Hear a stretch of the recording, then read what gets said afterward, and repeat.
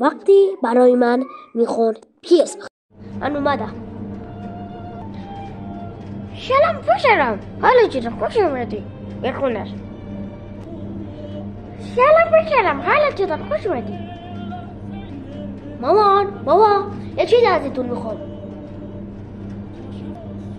چی میخوای پسرم؟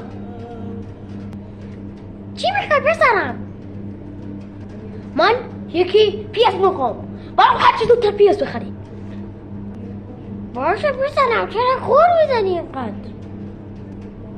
خب پسرم خوش اخلاق‌تر نمیتونه حرف بزنی؟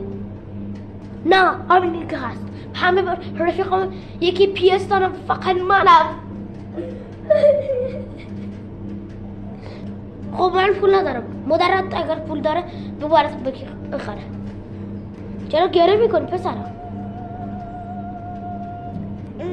خب نمیتونی با خوش اخلاق‌تر حرف بزنی پسرم؟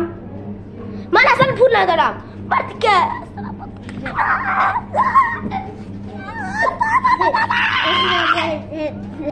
مامان همین که هست. برای PS5 بخریم یا سونی 5.